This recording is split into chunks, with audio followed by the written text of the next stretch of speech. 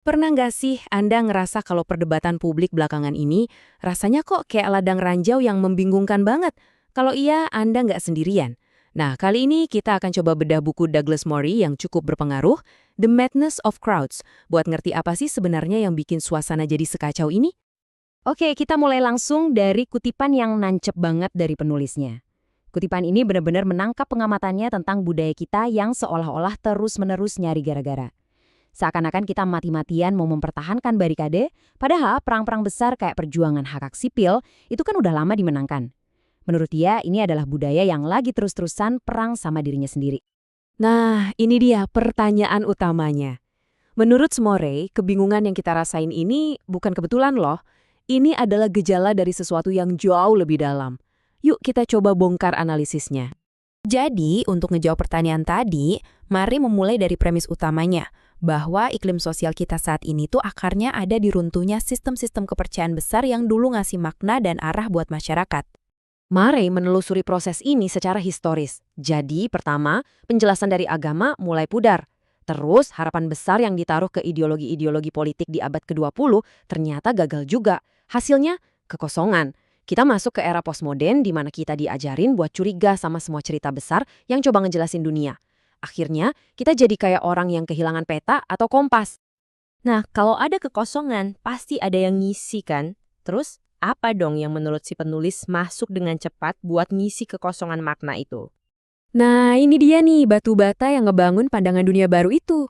Menurut Murray, ide-ide ini, keadilan sosial, politik identitas, dan interseksionalitas, yang tadinya cuma ada di kampus-kampus, tiba-tiba jadi omongan semua orang setelah krisis keuangan 2008. Ide-ide ini nawarin kerangka baru yang komprehensif buat kita memahami dunia dan posisi kita di dalamnya. Inti dari ideologi ini, menurut si penulis, adalah struktur kekuasaan yang baru ini. Dia ngeliat ada kemiripan sama kerangka Marxis zaman dulu, tapi bedanya ini bukan soal kelas ekonomi, tapi soal identitas kelompok. Tujuannya tetap sama. Kekuasaan kelompok dominan yang ada di puncak harus dibongkar dan didistribusikan kembali ke kelompok-kelompok yang dianggap tertindas di bawahnya. Oke, sekarang kita masuk ke argumen penulis, di mana dia bilang kalau kerangka ideologi baru ini ya penuh dengan kontradiksi internal, atau yang dia sebut masalah yang mustahil buat dipecahkan. Coba deh, kita lihat data ini. Ini nunjukin seberapa cepat opini publik bisa berubah soal isu-isu yang kompleks. Tapi Murray berpendapat kalau kecepatan ini justru adalah glitch atau error. Pergeseran secepat ini bukan berarti orang jadi lebih paham lewat eksplorasi mendalam. Malah sebaliknya, ini lebih kayak mengganti satu dogma, satu keyakinan buta, dengan dogma yang lain, tanpa benar-benar nyelesain kerumitan di baliknya. Nah, slide ini nunjukin apa yang Murray anggap sebagai paradoks utama dan glitch terbesar dalam sistem ini. Aturannya ganti-ganti terus. Di beberapa kasus, kita dibilangin kalau yang penting itu cuma isi dari apa yang diomongin. Tapi, di kasus lain, yang dihakimi malah identitas si pembicaranya. Menurut si penulis, karena nggak ada prinsip yang konsisten inilah, diskusi publik jadi susah banget buat dinavigasi. Ini adalah beberapa contoh dari apa yang disebut Murray masalah yang mustahil. Perintah-perintah yang sebenarnya tabrakan satu sama lain. Gimana coba caranya melawan rasisme dengan jadi sedikit rasis? Buat dia, ini adalah contoh nyata dari kontradiksi-kontradiksi mendalam yang ada di obrolan kita saat ini, yang akhirnya cuma bikin bingung dan capek.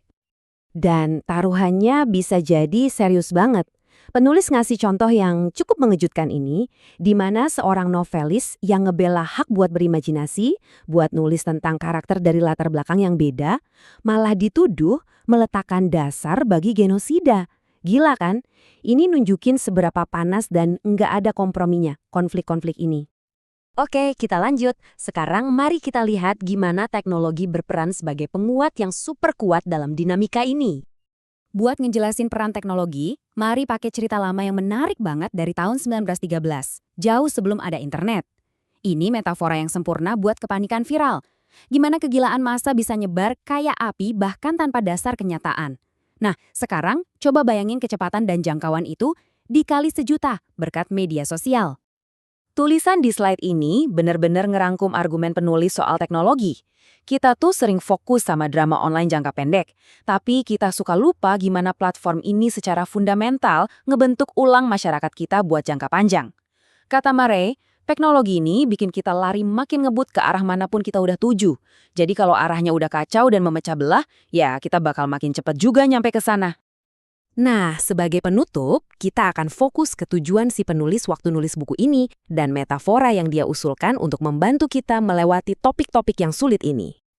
Ini metafora dari dunia militer yang kuat banget yang dipakai Murray buat ngejelasin tujuannya.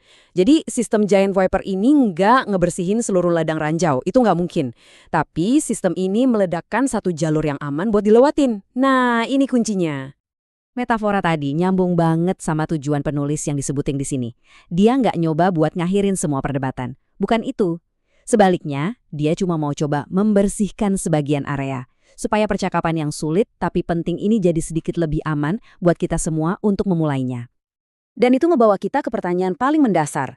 Buku Murray ini emang gak nawarin jawaban yang gampang, tapi buku ini ngasih diagnosis tentang gimana ceritanya kita bisa sampai di titik ini. Pada akhirnya, buku ini ninggalin kita semua dengan tantangan yang sama.